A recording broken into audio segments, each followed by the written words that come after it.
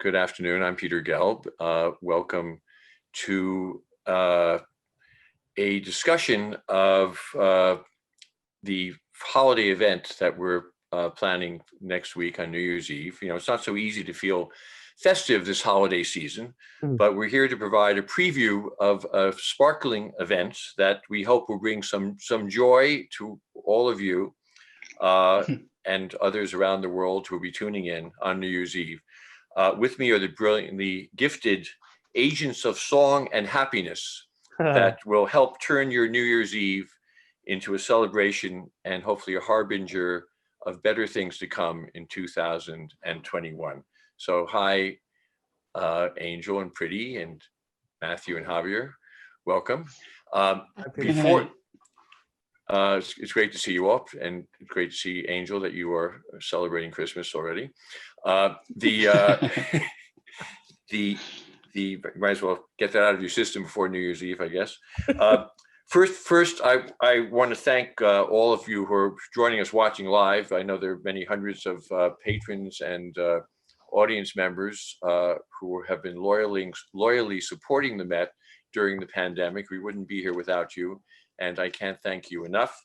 And I'd like to also properly introduce our singing stars, who we're so fortunate to have today with us, and even more so next week when they're performing. I guess, soprano alphabetical order, we'll start with Angel, who made her Met debut in 2017 as Mimi, and in La Boheme, and last season, of course, she starred in Porgy and Bess, a role she will be reprising next season, as well as next season starring in the Met premiere of Fire Shut Up in My Bones.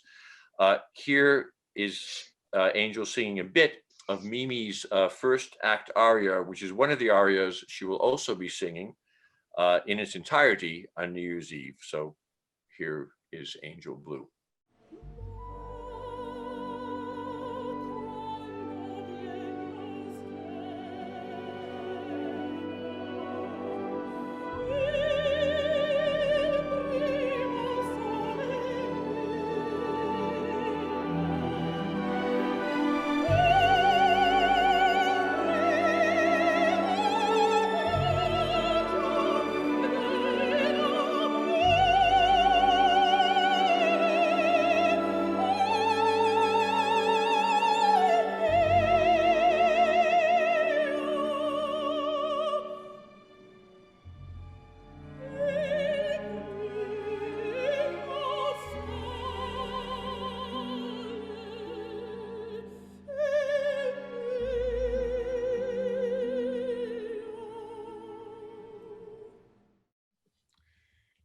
Just a little taste. Okay.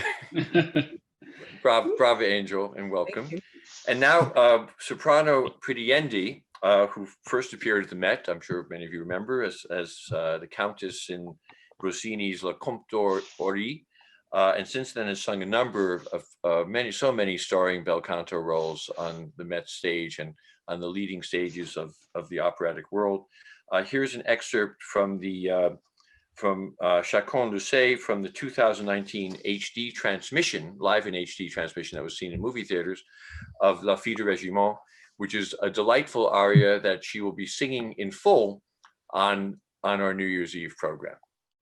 Chacun le sait, chacun le dit, le régiment a l'excellence, le seul à qui nous fasse crédit. Dans tous les cabarets de France, le régiment a tout pays, l'effroi des amants de Marie.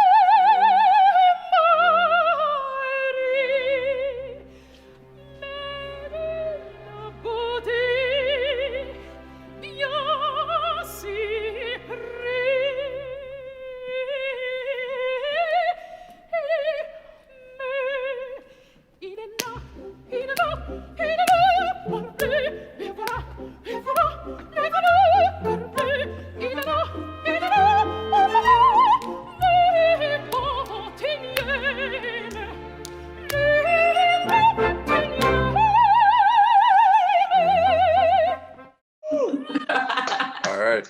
So That was great. So bravo, Pretty, and welcome. Thanks. You know, tenor Javier Camarena has been wowing the Met audiences ever since his debut in 2011 as Count Almaviva in The Barber of Seville. And he has made recent Met history by singing encores in not one, but two different operas on the stage of the Met, in La Cenerentola and La Fille du Régiment. So here's part of his encore of Mes Amis from the 2019 HD broadcast of La Fille. And this is, of course, the fiendishly difficult aria with 9 high Cs. And you'll be hearing all 9 of those high Cs on New Year's Eve.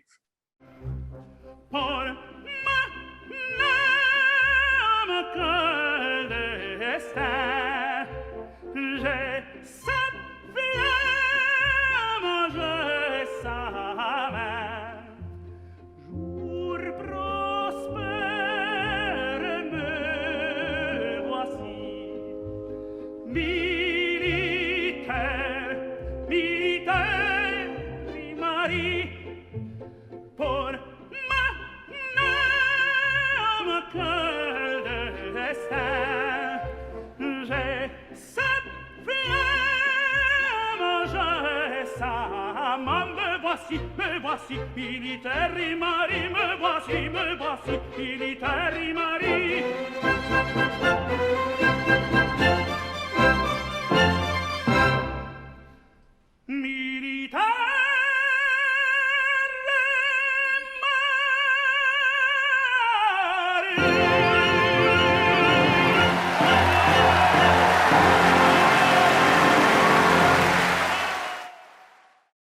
I never heard anybody do it like that. That's cool.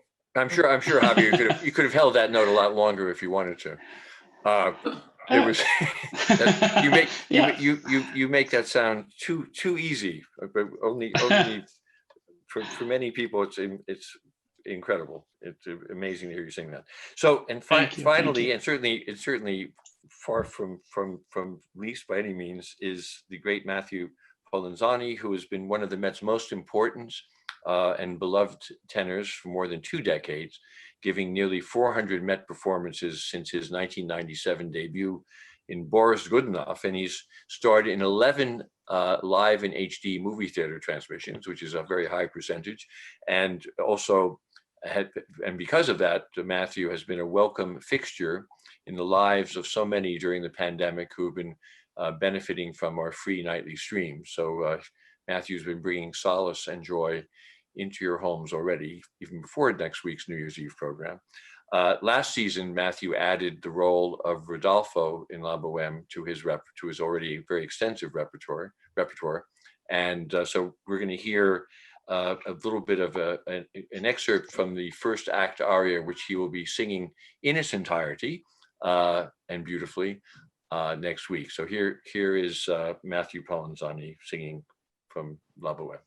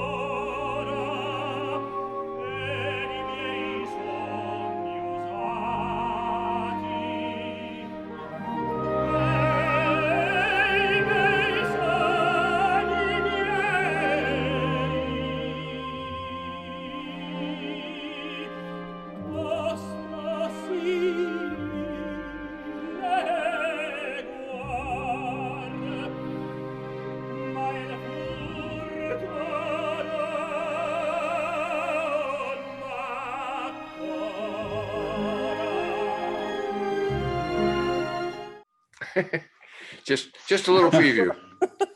Sorry, we cut that off too soon. Anyway, and of course Matthew was singing to the lovely soprano Eileen Perez, who joined him on the Met stage last season, and you were a magnificent pair together. But this time around, you and Angel are going to be singing both of those first act arias and the duet from Bohème. I wanted to. This is a very strange moment. I mean, our lives have been. It's been one strange moment after another for the past 9 or 10 months. But right now, most of the opera companies in the world, it's not just the Met, but just about every opera company in the world is shut down at the moment, except in Spain, where Pretty is right now. She's in between performances of La Traviata in Barcelona. So what is that like, Pretty? I mean, you're the only one who's singing on an opera stage at the moment. So what is that experience like? Well, firstly, I feel very fortunate because there have been many lockdowns and many shutdowns ever since, things sort of started to come back to normality in Europe. But Spain is one of the countries where art is still happening. I was actually not even planned to be doing the La Traviata. I jumped in after a cancellation from a colleague. So I feel very, very fortunate to be here, to be singing at least, and to be having the opportunity to make music, because it's something that I think we can all say that we're so hungry for the entire, with all the cancellations that have been happening throughout the year. This has been such a difficult time for opera singers, for opera companies, for humanity, for everyone. But for opera singers, it's been, I know, so difficult and so frustrating to be ready to perform and then not to be able to perform. I know my wife, who's a conductor, was just in Paris 2 weeks ago, getting ready to perform Carmen, which got up to the final stage rehearsal, and then they canceled the whole run. So this is such a difficult time for artists. But so tell, I'd like to hear from the rest of you. Angel, what have you been doing right now what have you been doing during the pandemic? Well, I've been doing what most of us are doing, I think, thriving and trying to be as innovative as possible. But before I actually answer the question, I want to say thank you so much for having me be a part of this concert. I'm very honored to join Pretty and Javier and to sing with Matthew for the first time.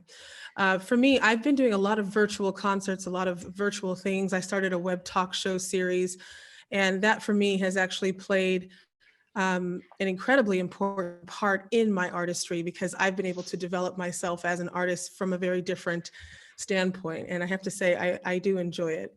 That, coupled with being a housewife, has been my entire quarantine experience, which I adore. But you've I know you're doing virtual coachings too, right?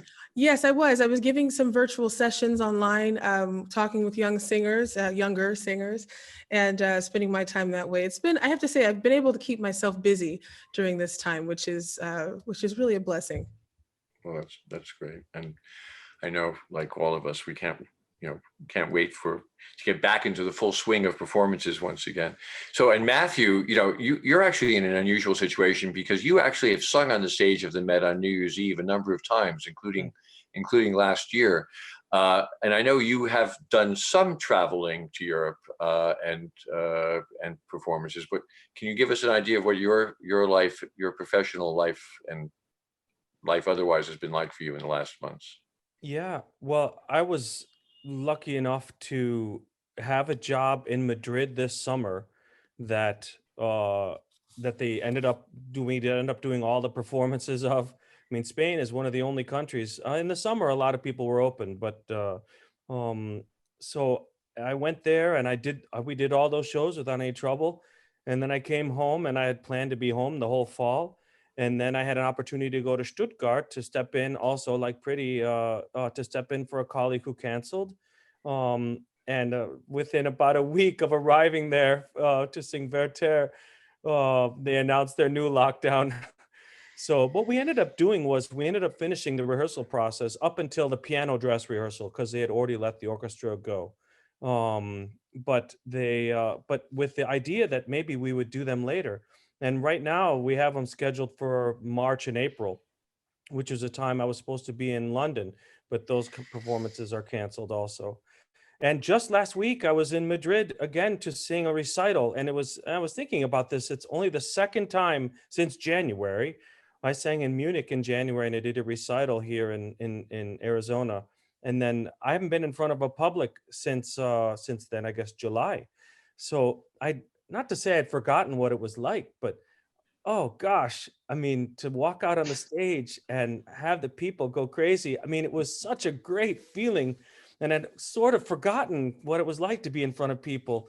And at the end, I mean, they were so warm, and it was really a quite a cathartic experience in a way, just to have a time in front of a public and people who are listening to you and having that communal experience of performing and listening and being a part of something that a group of people were doing was a really lovely thing. And I can't wait for the next time. Who knows when it's going to be, but I'm looking forward to being in front of a public again. Well, of course, the performance next week is an unusual one in that it's live, and it's Right. going to be in front of tens of thousands of people. Right. But they'll be watching you, but you won't be. But you won't be able to see them. But you'll know that. But you're going to know they're out there. That's right. And we'll talk a little bit more about the unusual kind of setup there. But Javier, what have you been doing mostly? You've been performing some, I know. Yeah, some.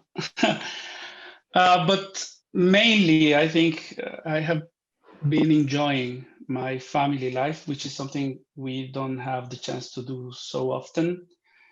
I think it has been more than 10 years that I have not spent so much time with my family. Mm-hmm. And it's something I have been enjoying like crazy, to be with my kids, to be with my wife, to be at home, which normally is like 2 months per year when I'm here. So we have been doing several things for our house. And yes, I participated in some online concerts. I had also a recital in Zurich in July, and and I was with Priti in Vienna when we were. She was doing L'Elisir d'Amore. I was doing some Fil du Régiment, and yes, now most of all preparing everything for Christmas now at home. Mhm. It's hearing each of you talk. It really brings home how difficult. I mean, not that I didn't know it, but just hearing you talk about these individual isolated performances. In contrast, is such a stark contrast to what you normally would be doing. If this were normal life, you would be going from one opera house to another and one concert to the next, living the jet set life of opera stars that you are, and that you will return to, or maybe after all this you'll have second thoughts about how you approach the concert stage in the future. I don't know, but certainly we're looking forward at the Met to getting back to a normal pattern of performances next fall, and certainly looking forward to having all of you returning to our stage. We should talk a little bit about the program, since this is meant to be in information about the program and what we're doing, what you all are doing there. This is somewhat of a collaborative programming effort. I guess normally if you're doing a recital, you choose everything you're going to sing. In this case, each of you has chosen several arias, and which show different, I think, sides and ranges of your artistry. And maybe you could tell us about which arias you've chosen and why, or what makes them particularly exciting for you at this point in your careers. Priti, do you want to start off? Yes, I'm excited to sing two of my favorite girls that I've had the pleasure of performing on the Met stage, La Fille du Régiment, as well as Rosina. It's, Rossini is a big part of my career, a big part of my vocal development. So in any way possible, I always try to have a Rossini in my program. So I'm very, very happy to be singing these two beautiful arias, as well as some ensembles that I'll be sharing with my colleagues. And Angel, what about your choices? My choice is Leonora's second aria in Il Trovatore. I chose that because that was the role that I was looking forward to singing the most this coming season, or actually, I guess it's last season now, and it was canceled with Los Angeles Opera due to COVID-19. So I'm really looking forward to showcasing that, just because she sits very closely to my heart, and I think it sits well in my voice as well. So I hope that people enjoy that. You know, that aria, which comes about, I guess, in the middle of the program, is kind of in somewhat of stark contrast to most of the rest of the program, which is pretty upbeat. Yes. That's a very dark and dramatic presentation, but I'm excited to hear you sing it too, and I know you'll be singing that role on the stage of the Met at some point in coming season. So it'd be great to have a preview of that. How about you, Javier? Well, yeah, I'm singing the bright part, and I will do A Mes Amis from La Fille de Rosima, what you already mentioned it, and I will be singing the Prince Ramiro from La Cenerentola, two of the roles that I have enjoyed so much singing at the Met. And yes, I was about to sing La Cenerentola with you when everything started. So it's going to be nice to sing it once again. Right. So you'll be singing encores of encores. Yeah. How about Matthew? How about you? Yes, so of course we mentioned Bohème already, and I'm also going to be singing La Donna Mobile from Rigoletto, which, as you were saying, I mean, there's a bunch of lighter fare on this program, which is a great, which is the idea, I suppose, with a New Year's Eve sort of thing. So, and fun aria that people know, and even my kids, when I hear them every once in a while.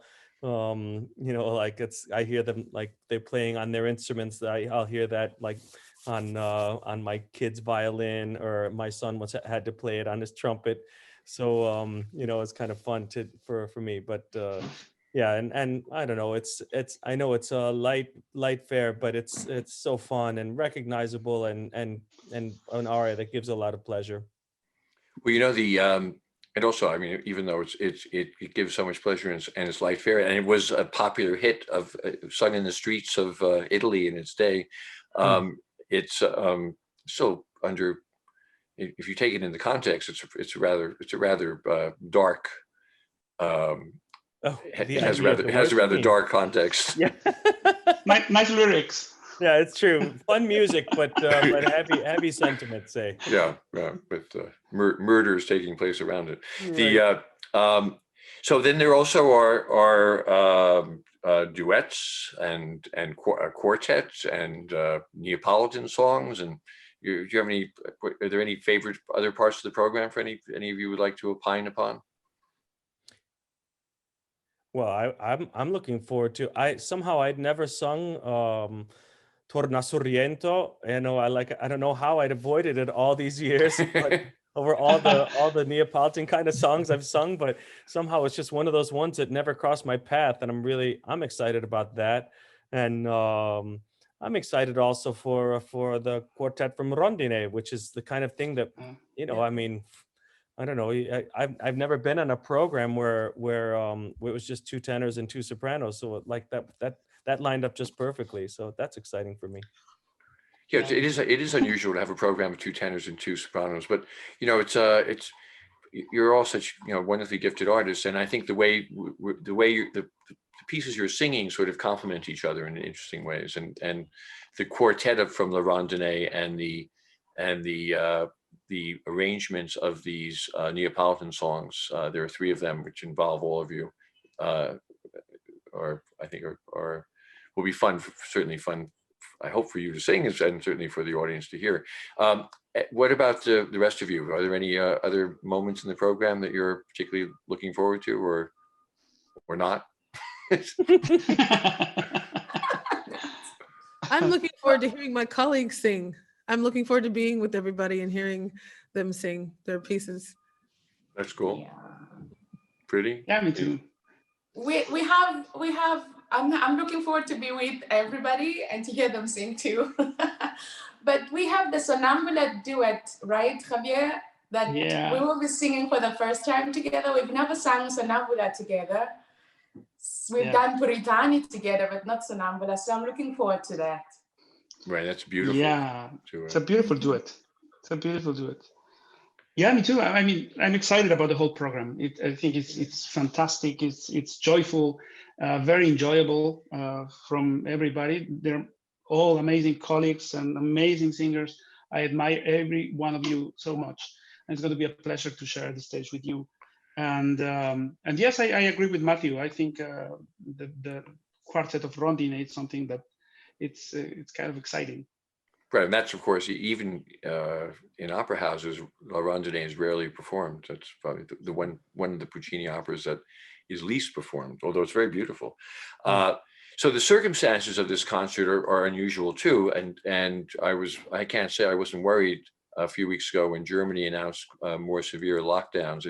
It's taking place in this amazing looking theater, which I've never been inside of, although I've studied it closely as we prepare for the performance.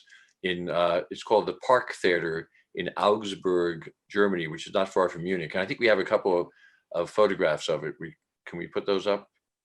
Just to, so that's the exterior, obviously. Nice.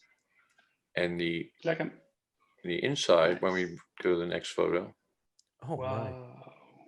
Wow. For the second photo. That's awesome. So it's this is kind of like a German neo-Baroque fantasy of a theater, which has instead of walls, it has stained glass windows. And the way we're setting up the performance is that those windows, which will be lit from the exterior, will provide different moods and atmospheres to go with the various songs and ensemble pieces that you're going to be singing. And and because there's no audience inside the house, our director, Gary Halverson, will have the ability, who is also the director of all of our live and HD cinema transmissions, or most of them, will have the freedom to have his cameras moving all around in different angles in a way that we would never dare do with an audience, if an audience was there. So you will be singing through to these cameras to an audience around the world. And it's unusual, but I imagine so far this is the 7th or 8th of the programs that we will have produced since we started in July with Jonas Kaufmann's concert. But interestingly, even though there isn't an audience in the house, hearing what you were saying earlier, Matthew, somehow knowing that there are so many people watching has, so far at least, for the artists who have participated in the previous programs, managed to get their juices flowing and their heart rates moving quicker, a little bit quicker, so that there's definitely an adrenaline factor in performing in these, I would say, knowing it's live. Oh yeah, anytime we've all been a part of HD performances, and there's a different sort of energy when the cameras are on and it's being transmitted and there's people watching all over the world. I always try to tell myself, like, I can't sing any better for 1 or 2 or 10 or 20 people than I can for 20 or 30 or 40 or 50,000, and I always try to sing my best no matter what circumstance I'm in. But the very simple idea of all of us, like, I just love the idea that we'll all be there, we'll all be collaborating, we'll all be singing together, we'll all be watching each other singing, and even that part of it will bring a lot of joy. And of course, many of my family and friends and people on social media have reached out and said, "Oh, I can't wait for this," and looking forward to it. And I'm glad we're able to do it for all these people. And I'm sure it's going to be it'll be an exciting thing, even if we're the only ones in the theater. We'll be singing to every person out there in the world.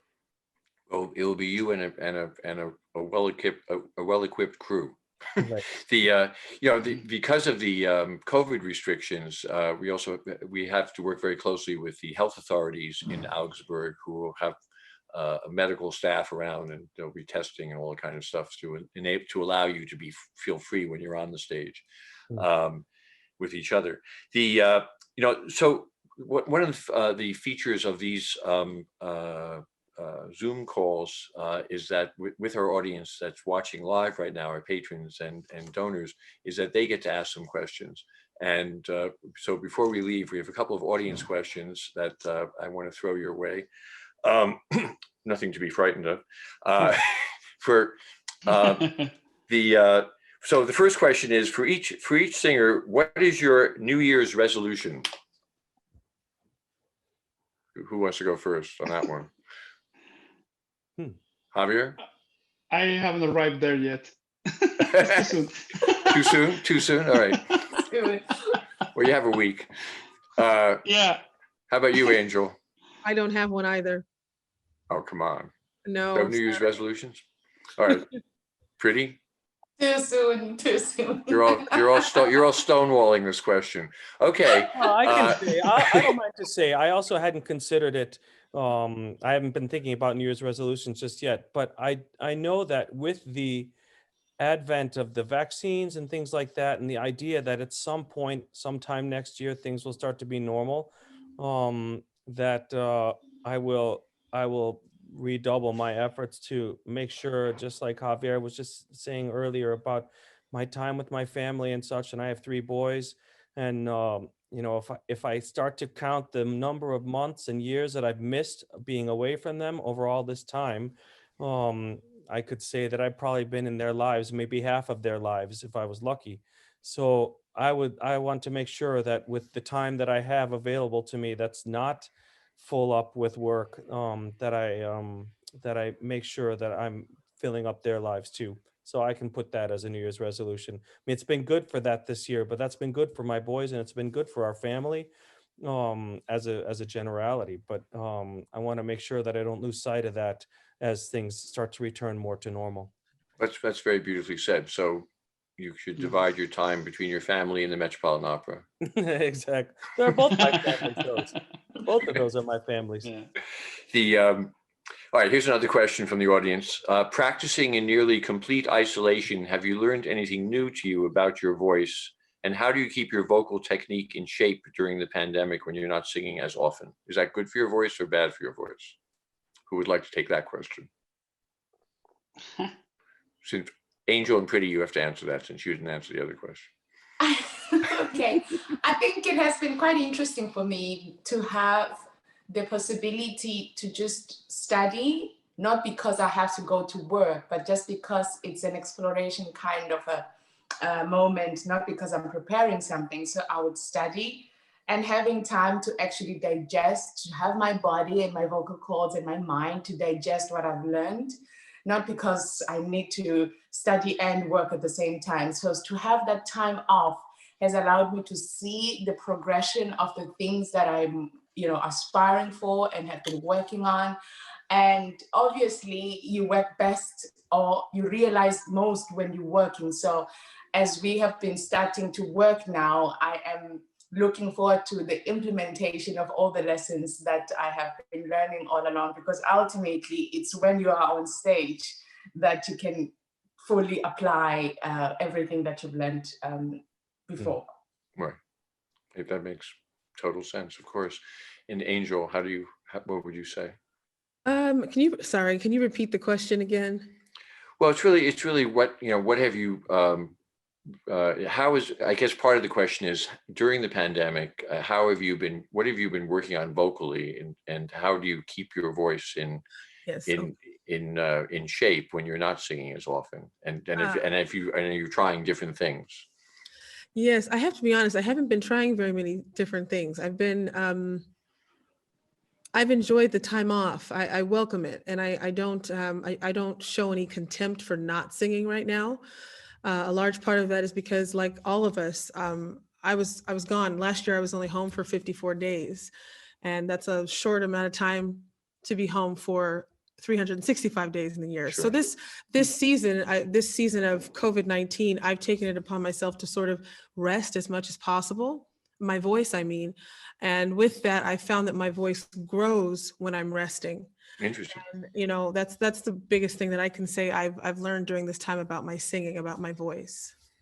Well, I think that's a very interesting point, because I think, people, opera singers today sing obviously when things are normal, much more often, more frequently, I would say.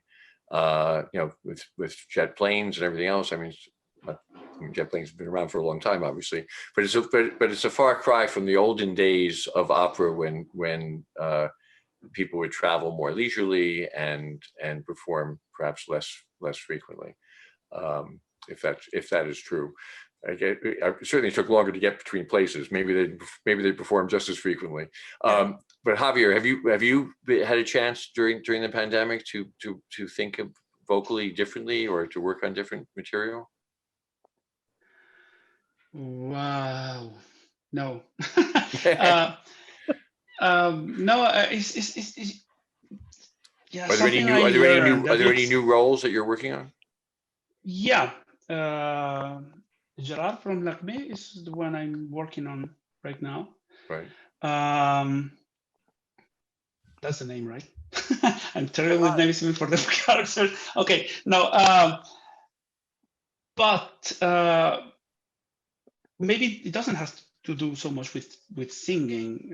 Well, one part is that, as Angel was saying, I think something I learned is that my heart and my soul also needed some part of rest, because, as you mentioned, that we live in constant stress and we are always working with so many emotions when we are singing, because it's part of what we want to communicate or create with the music. So yeah, that was something that was so necessary for me, and something I learned, maybe in a bad way, it's that even if I enjoy so much the rest part, I have to remember that we are athletes of the voice, and we cannot leave that aside if we want to keep on doing our work as we are used to. Because I mean, it was very complicated for me, because I came back to do some much things.